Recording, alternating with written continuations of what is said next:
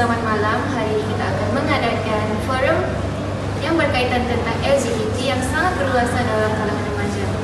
Hari ini kita hadirkan dua tetamu jemputan, iaitu Cik Gus sebagai guru konseling dan Encik Awang daripada Jabatan Agama Islam. Okey, hari ini saya ingin bertanya kepada Cik Gus, apakah pendapat Cik Gus tentang LGBT dalam kalangan remaja ini? Pendapat saya penting LGBT dalam bulan inilah keagamaan dalam diri dalam kehidupan sehari-hari.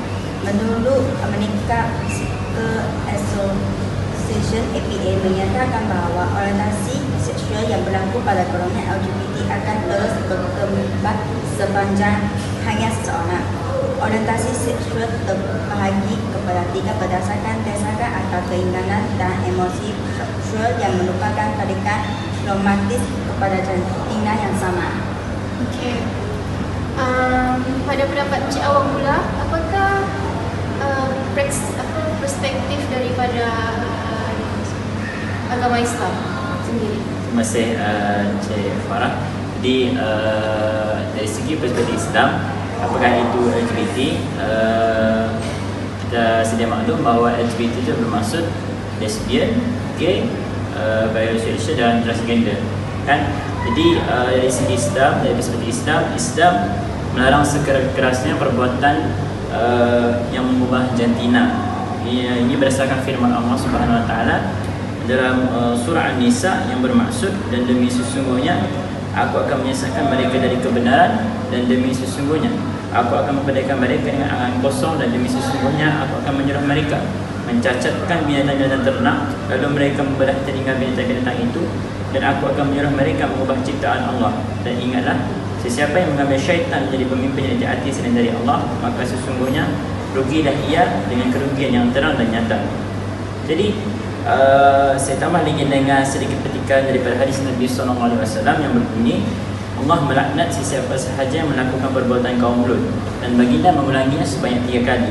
Jadi kita tahu bahawa suatu zaman Nabi Lut, bahawa Allah telah memberikan azab yang pedih kepada Muhammad, telah memberi azab yang pedih kepada kaum Nabi Lut, yang pada ketika itu merupakan kaum pertama yang melakukan perbuatan yang kecil ini, iaitu di zaman itu tersebarnya satu penyakit, iaitu penyakit suka antara sama jantina.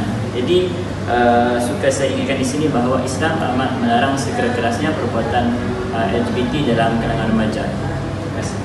Betul-betul saya sokong dengan kata-kata Cik Awang tadi. Okey, seterusnya kita akan lanjutkan lagi forum ini dengan menayangkan video. Jadi terima kasih kepada pengajuk program forum kerana sudi membenarkan saya untuk menyampaikan sedikit perkongsian. Jadi saya sebagai seorang yang pernah mempunyai rakan yang terjebak dengan gejala sosial LGBT ini, dia pernah memberitahu saya bahawa pada mereka yang mahu berjinak-jinak kerana ingin memenuhi hawa naluri dan nafsu, berfikir panjanglah dengan berpegang kepada agama Islam, kerana dunia yang kononnya penuh warna-warni ini adalah dunia yang hina dan sangat buruk.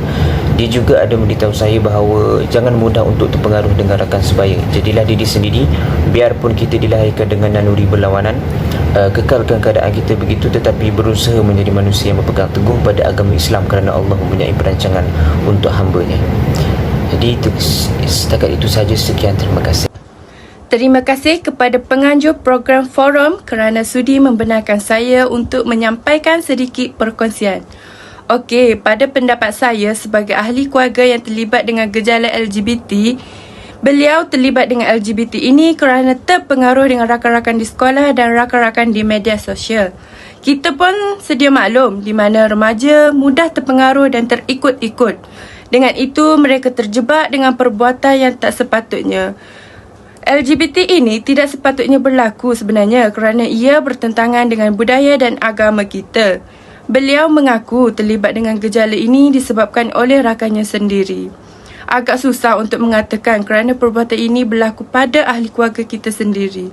Tetapi, Alhamdulillah, ahli keluarga saya yang dulu pernah terlibat dengan gejala ini sudah kembali ke jalan yang benar dengan didikan agama dan moral yang kuat. Ia memakan masa juga untuk membimbing mereka. Okey, itu saja yang dapat saya kongsikan. Terima kasih. Assalamualaikum, terima kasih kepada pengajar program forum ini kerana sudi membenarkan saya untuk memberikan sedikit perkongsian. Saya merupakan bekas LGBT.